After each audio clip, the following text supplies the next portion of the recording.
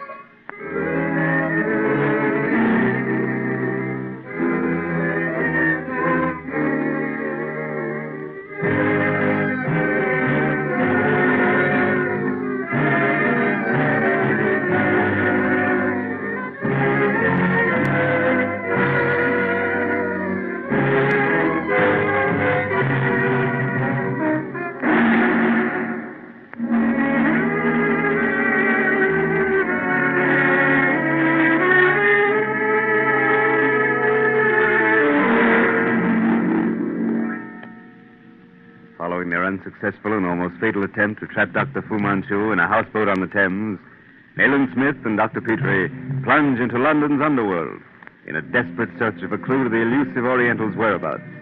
Everywhere they draw blank, until Inspector Weymouth reports a mysterious occurrence at the nearby apartment of Frank West, an American aviator and inventor. There they find West under the influence of a strange drug. On being roused, he discovers the plans of his aero torpedo missing from a locked safe. We now find Nayland Smith and Inspector Weymouth questioning the dazed inventor. It's positively uncanny. There's only one door to your rooms, Mr. West. We found it bolted from the inside. I bolted it myself when I came home last night. Well, it's utterly impossible for anyone to climb up or down to your windows. You are sure, Mr. West, that the plans of your invention were locked inside that safe? Dead sure, Mr. Smith. I put them there myself, and, well, you saw me unlock it just now. Not another soul knows the combination. Now, every fact you can remember, Mr. West, please, and be as brief as possible. Well, I came in about 11, and having made some notes regarding an interview arranged for this morning, I took the plans out of the safe, went over them again, referring to my notes, and locked the whole works back in the safe. Then I went to bed. You were sure no one was hidden in your rooms here? No one. I searched the place. I always do. I went to sleep almost at once. How many sleeping tablets did you take? How did you know? Oh, that bottle, of course. Well, 2, Doctor. It's a bad habit, but I can't sleep without them. And then you dreamed, eh? Dreamed? I'll say I dreamed. But when those dreams merged into reality, I saw faces, yellow faces. One was horrible. What do you mean by horrible? One was evil, yellow, with a jagged scar running from the left ear to the corner of the mouth. That twisted mouth seemed to whisper to me words. What were they? I swear I don't know. That face withdrew, and somehow I got to my feet, or dreamed I did. You'll think I'm crazy, but I stood holding to the bed, trying to command my will, to break the power of those sleeping tablets. And then? Up in the walls of the room receded till I stood in the center of a room as large as Trafalgar Square. That window was so far away I could barely see it. What else did you see? An Oriental. He seemed to tower over me like a tree. I looked up to his face. I'll never forget that face as long as I live. The pointed chin, the great smooth forehead, the eyes, huge green eyes. Oh, I thought so. Go on, please. Vaguely, I wondered if I was awake or dreaming. I must have spoken aloud because a strange voice said, "Yes, you are dreaming. But at will, I can render the subjective objective." I couldn't have dreamed those words, Mr. Smith. No. What happened then? Well, then those green, blazing eyes stared into mine, held me powerless. They seemed to drain me of something vital. The whole room seemed to turn green. Oh, I know. You think it was delirium. I thought so, too. And then I saw words coming from my own mouth. Eh? I think, Mr. West, you're a wee bit upset. This will be outside your experience, Weymouth, but his statement doesn't surprise me in the least. I know what his experience was due to. Go on, Mr. West. How I saw a sound, I just can't explain. I simply tell you I saw it. Somehow I knew I'd betrayed myself, given something away. You gave away the combination to your safe. Hey, Jove, how the deuce... Under hypnotic influence, Weymouth, the subject tells what's in his mind. I've seen it done many times in India. And then, West. Well, then the room was empty, normal size. I dragged myself to the hall, the phone. I called Scotland Yard, and that's all I remember. Andaman second, Whitehead Stewart. What was that again, Smith? Andaman. I seem to recall hearing that word somewhere. Last night? The Oriental spoke it? I don't know, but somewhere. Weymouth, when's the first train to Tilbury? By 5:22 from Fenchurch Street. Oh, too late. We'd never make it. Look, take a taxi and pick up 2 of your best men to leave for Shanghai at once. Charter a special to leave for Tilbury in 25 minutes. And have another cab wait for Petrie and me downstairs at the door. Right. I'll arrange it at once. And now that you can think clearly, Mr. West, of what does your experience remind you? Why, Now, think, man, think. The errors in perception regarding time, the idea of seeing sound, the illusion of the room changing in size. By Jove, cannabis indica. Indian hemp. You must have had an unusual dose, old man. Exactly. It's quite evident, West, that last night someone substituted hashish tablets for your sleeping tablets. Perhaps not pure hashish. Dr. Fu Manchu is a profound chemist. but how? When? I was here. My door was locked. You had a visitor during the afternoon, perhaps? Why, yes, in the late afternoon. It was a lady? Well, quite right. Well, how you guessed it.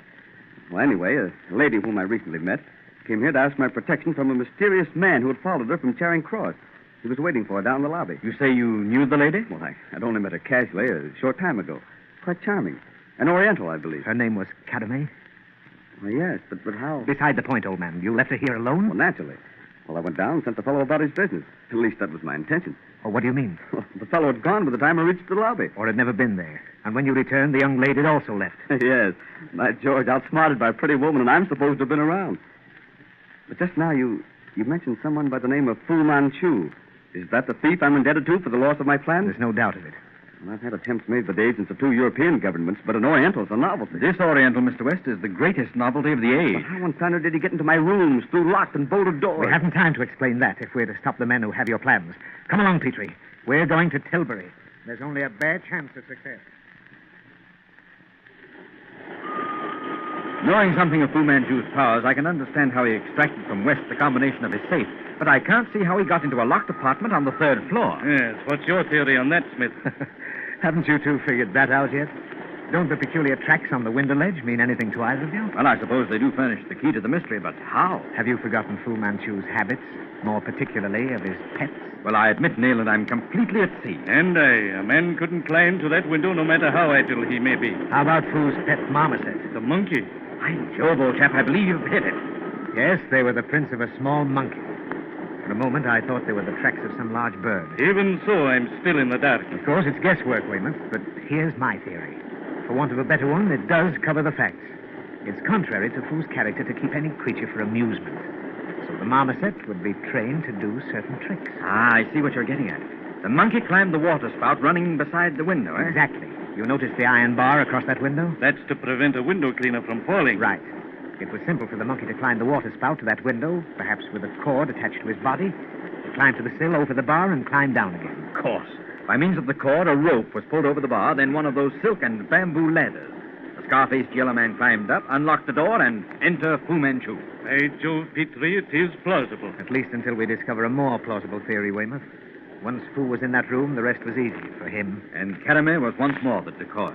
Hers was the task to learn West's habits, to substitute the hashish for his sleeping tablets, and later to receive the stolen plans and deliver them to Fu's agents. Well, she had no alternative, Nayland. But Andaman, second, white-haired Stewart.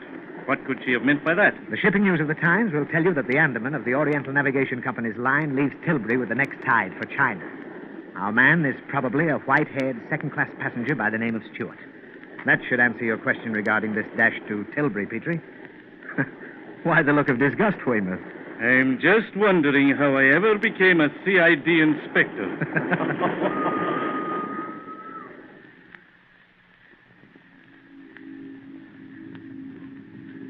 Inspector Nayland Smith? Yes, sir. You followed my telegraphed instructions, Captain. Yes, I did. We have 9 Orientals listed as second-class passengers. One of them has a scarred face, such as you described in your wire. He's listed under the name of Ram Singh. And the other? Well, oddly enough, we happen to have passenger aboard in either class by the name of Stewart and none with white hair. I'll send for Ram Singh. If you will, please. Oh, one moment. I'll go with you. Weymouth, see that your men here understand their instructions. Yes. All right, Captain. Oh, by the way, do you have a steward aboard with white hair? Let's see. Why, yes, as a matter of fact, he's the chief steward in second class. I see. And where would he be at the moment? Well, he'd be on the docks in charge of second-class stewards who are helping the passengers. Oh, thanks, Captain. On second thought, I'll let you see to this Ram Singh fellow. I'll stroll about a bit. I'll see you shortly, Captain. Here he is, sir, Ram Singh. Well, I hope you have the right man in this fellow, Inspector, for everyone's sake. The company will have a nice suit on their hands otherwise. I'll assume that responsibility, Captain. Oh, you are registered on the passenger list as Ram Singh. Is that your name? It is, sir. Mm-hmm. The papers you and your master, Fu Manchu, took from Mr. West's safe last night. Give them to me, please. Papers? Mr. West? Fu Manchu? I do not understand, sir. All right, Weymouth, search him. Davis, Ashley, go through him and make a thorough job of it. I appreciate your cooperation, Captain. I hope we didn't delay you too long. You may sail as soon as we leave your ship. I suppose you're taking this fellow with you if you find what you're after. Inspector Weymouth will take charge of him. Well, you are right, Mr. Smith. I think this is what you want. It meets the description of the packet containing the plans as given by West. Mm-hmm. Very clever. Petrie, our friend Fu Manchu certainly misses no detail. Oh, yes, Weymouth. This seems to be it. Well, Mr. Davis, you and Ashley have been spared a boring voyage. We're holding this fellow? Oh, by all means. Turn him over to Davis and Ashley. You'll go back to London with us, Weymouth. We're not finished until we've returned West's plans to him. Come along. Oh, thank you again, Captain. Well, Nayland, at last we have to our credit one victory over Fu Manchu. Perhaps, Petrie. Perhaps.